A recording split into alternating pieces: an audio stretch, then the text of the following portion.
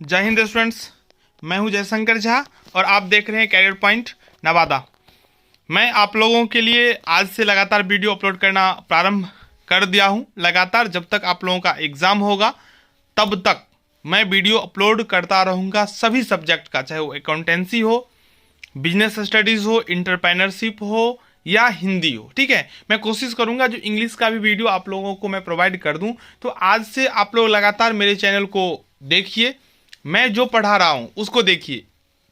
समय इतना है, इसमें डेप्थ में तो बहुत नहीं जा सकते हैं, लेकिन इतना जरूर हम पढ़ा देंगे जो कभी कुछ नहीं पढ़ा हो फिर भी 60% मार्क्स ला लेगा। मैं ऑब्जेक्टिव प्लस सब्जेक्टिव सबका भी क्वेश्चन, उसका एक्सप्लेनेशन हम लगातार इस चैनल के माध्यम से आप लोगों तक पहुंचाएंगे। आप लोगों को करना क्या है, जो मैं वीडियो अपलोड कर रहा हूं उस वीडियो को एक बार में देखने से हो, 2 बार में देखने से हो, 3 बार में देखने से हो, बस उस क्वेश्चन को याद कर लीजिए। ठीक है, एग्जाम में उससे बाहर कुछ नहीं होगा। और मैं आप सबसे इस के बदले में सिर्फ एक ही चीज मांगता हूं, लाइक और शेयर। ठीक है, अगर आपको कहीं भी कुछ भी थोड़ा सा डाउट होता है तो आप निश्चित रूप से कमेंट में जाइए, अपना डाउट, अपना क्वेरीज लिखिए, उसका आंसर नेक्स्ट वीडियो में या उसी कमेंट में मिल जाएगा।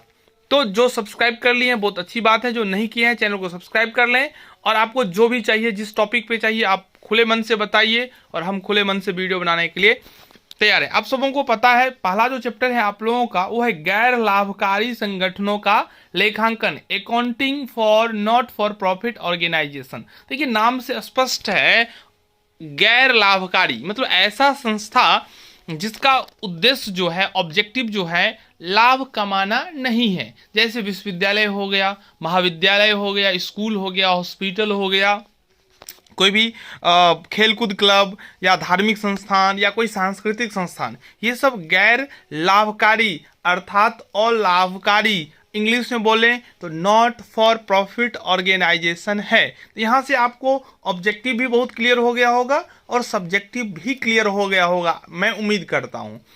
फिर भी अगर आपको कुछ डाउट रहता है तो आप जरूर बताइएगा। ठीक है, देखिए पहला टॉपिक जो है वह अलाभकारी संस्था के स्थापना का उद्देश्य। ठीक है, उद्देश्य क्या है, किस उद्देश्य से अलाभकारी संस्था अर्थात गैर लाभकारी संस्था का स्थापना होता है, तो उसका आंसर है लाभ न कमाना, लाभ न कमाना। दूसरा, अपने सदस्य एवं समाज को एक निश्चित सेवा प्रदान करना। ठीक है, अपने सदस्य को, जो उस संस्था से जुड़ेगा, उसका जो मेंबर बनेगा, ठीक है, उनको या जिस समाज में वह संस्था स्थापित किया गया है उस संस्था को, उस समाज को एक निश्चित सेवा प्रदान करना। चलिए, दूसरा है अलाभकारी संस्था का उदाहरण, तो मैं आपको पहले ही बता चुका हूं, शैक्षणिक संस्थान, खेलकूद क्लब, हॉस्पिटल, धार्मिक संस्थान, मनोरंजन व सांस्कृतिक संस्थान। अब अगला प्रश्न उठता है, जो अलाभकारी संस्था जो समाज को या सदस्य को किसी तरह का जो फायदा पहुंचाता है, वो इनकम कहाँ से लाता है, उनका आय कहाँ से आता है। ठीक है, तो मुख्य स्रोत जो आय का है वो है चंदा, जो सदस्य के द्वारा दिया जाता है। उस संस्था के जो सदस्य होते हैं वो चंदा देते हैं, यानी कि सब्सक्रिप्शन देते हैं। उस क्षेत्र के जो धनी लोग हैं वो डोनेशन देते हैं, दान देते हैं, और गवर्नमेंट देता है अनुदान। ये याद रखिएगा, दान कौन देता है, तो दान देता है उस इलाका के जो धनवान व्यक्ति हैं वो देते हैं, अनुदान गवर्नमेंट देता है। ठीक है, आगे अलाभकारी संस्था के वित्तीय विवरण में शामिल किया जाता है। जो अलाभकारी संस्था होते हैं, जो नॉट फॉर प्रॉफिट ऑर्गेनाइजेशन होते हैं, वो अपने वित्तीय विवरण में शामिल करते हैं प्राप्ति एवं भुगतान खाता, यानी कि receipt and payments account, income and expenditure account और बैलेंस शीट। ठीक है, चलिए आगे बढ़ते हैं। तो प्राप्ति और भुगतान खाता का नेचर क्या है, तो प्राप्ति एवं भुगतान खाता का नेचर जो है वो है वास्तविक खाता, यानी कि real account. Receipt and payments account जो है वो रियल अकाउंट है, और ये बनाया जाता है रोकर बही के आधार पर, यानी कि कैश बेसिस पे बनाया जाता है। और इसको हम दूसरे अगर अर्थ में बोलें तो रोकर बही का सारांश है। क्या है, रोकर बही का सारांश। चलिए आगे बढ़ते हैं। तो आय व्यय खाता जो है वो नाम मात्र खाता है। आय व्यय खाता का जो प्रकृति है, नेचर जो है वह नाम मात्र खाता, आय व्यय खाता एक नाम मात्र खाता है। ठीक है, नॉमिनल अकाउंट और वास्तविक खाता भी आप इसको बोल सकते हैं। अगर ऑब्जेक्टिव में रहेगा तो आप ध्यान रखिएगा। आगे है, और लाभकारी संस्था के अधिकांश लेन देन होती है। यहाँ समझने की बात है, अधिकांश को यहाँ से अगर हम हटा देते हैं ना, तो अलाभकारी संस्था के लेन देन होते नगद और उधार दोनों, समझ लीजिए, ठीक है। लेकिन जब अधिकांश लग जाएगा तब हो जाएगा नगद। बस ये बात आपको समझना है। अलाभकारी संस्था के लेन देन होते हैं तो दोनों, नगद भी होता है और उधार भी होता है, लेकिन अधिकांश लेन देन जो होता है वो नगद ही होता है, ठीक है।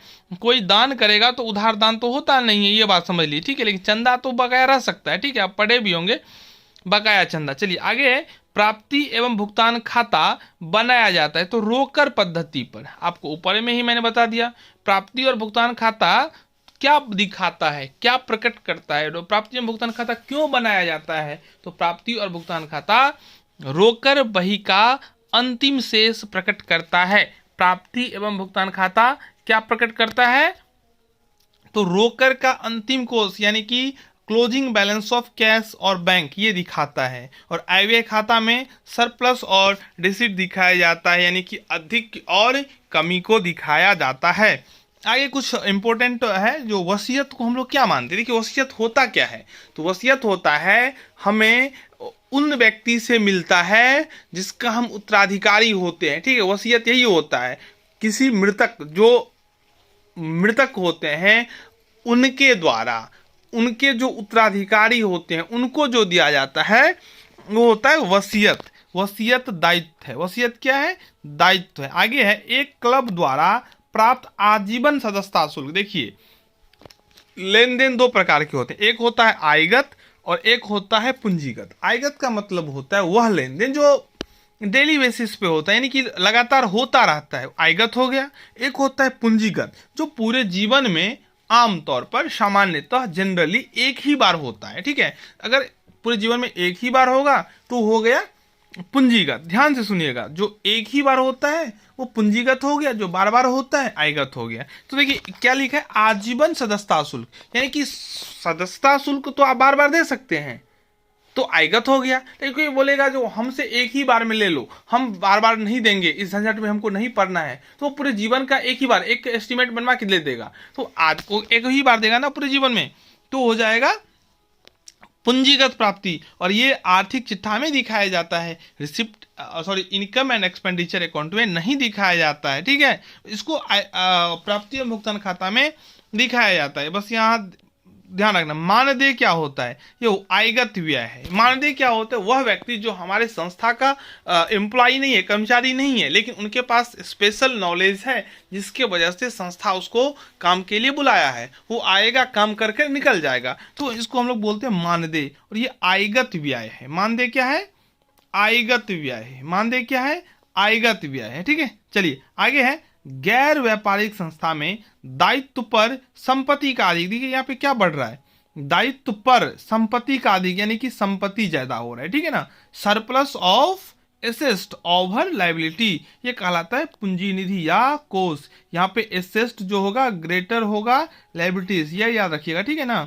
एसेस्ट बड़ा होगा, लायबिलिटीज कम होगा। एसेस्ट इज ओवर लायबिलिटीज क्या कहलाता है, कैपिटल फंड, या आपको आप ऐसे भी याद रख सकते हैं, capital fund is equal to assets minus liabilities. चलिए आय व्यय, आय पर व्यय की अधिकता, ध्यान से सुनिए, आय पर व्यय की अधिकता। यहाँ पे जो है व्यय, जो खर्च है वो ज्यादा है, समझ ही रहे हैं। जब खर्च ज्यादा हो जाएगा तो क्या होगा, कमी हो जाएगा। जब खर्च ज्यादा होगा तो क्या हो जाएगा, कमी हो जाएगा। व्यय पर आय की अधिकता, व्यय पर आय अधिक हो गया तो अधिक हम लोग सरप्लस बोलते हैं, ठीक है।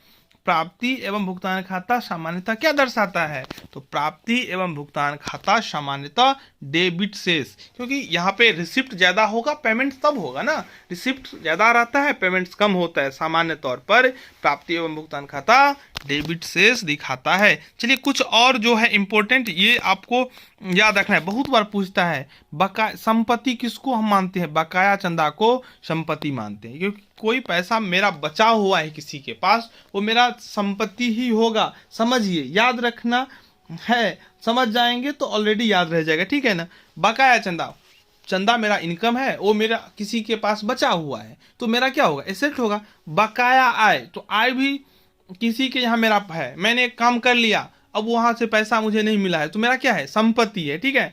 अग्रिम खर्च, आप खर्चा अभी सामान नहीं लिए हैं, फिर भी आपने पैसा दे दिया। आप किसी दुकानदार से सामान नहीं लिए हैं, बोले ये 500 रुपया रखो, हमको 4 दिन के बाद सामान लेना है, तो 4 दिन तक वो 500 रुपया आपका क्या है, एसेट्स है, जब तक आप वो सामान ले नहीं लेते हैं। ठीक है। तो बकाया चंदा, बकाया आय या अग्रिम खर्च, ये सब के सब संपत्ति होते हैं। और अग्रिम चंदा, आपने किसी से एडवांस में ही चंदा ले लिया, बोला ठीक है इस चंदा दे दो, सरस्वती पूजा है फरवरी में, ठीक है 14 फरवरी को इस बार है, तो आप चंदा अभी ले लिए, तो ये क्या हो गया, आपके ऊपर में दायित्व हो गया। हो सकता है आप सरस्वती पूजा ना करें, तो आपको पैसा वापस करना पड़ जाएगा ना चंदा का। तो ये बकाया अग्रिम चंदा जो होता है दायित्व होता है, और बकाया चंदा ये संपत्ति होता है। फिर उसी प्रकार से अग्रिम आप आय, एडवांस में ही आपने पैसा ले लिया, तो वो भी हो जाएगा लायबिलिटीज। और बकाया खर्चा कर दिए लेकिन पैसा दिए नहीं, वो भी दायित्व ही होगा। ठीक है।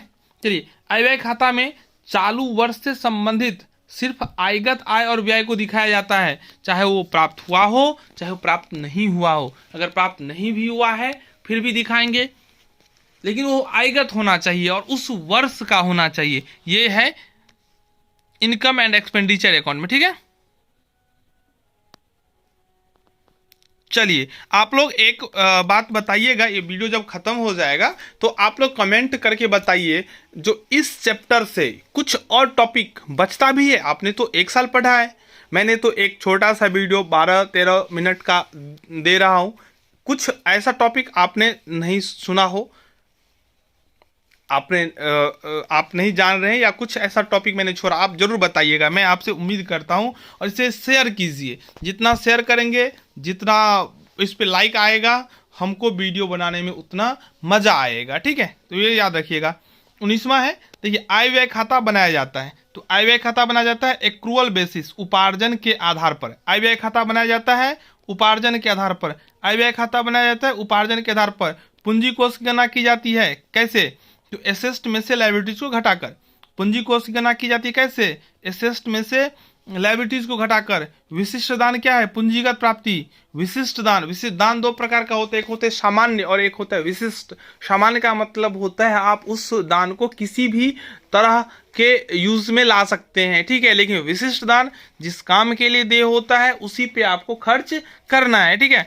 मृत व्यक्ति से जो प्राप्त होता है उसको क्या बोलते हैं, वसीयत। ये तो आपको हम पहले ही बता चुके हैं। दूसरा नाम है रिक्त। ठीक है। तो ये जो एनपीओ था उससे कंप्लीट हो गया। ठीक है। हमको नहीं लगता है इससे ज़्यादा एग्जाम में कुछ आने वाला है। अगर आप सभी टॉपिक को समझ गए होंगे तो आप थ्योरी में भी लिख सकते हैं। एग्जाम में मैक्सिमम थ्योरी ही रहता है, तो मैं थ्योरी का भी वीडियो अपलोड करूंगा, ऑब्जेक्टिव भी अपलोड करूंगा। ठीक है। आप लोग अगर बोलेंगे तो लाइव सेशन भी होगा, लेकिन लाइव सेशन के लिए कम से कम 50 लोग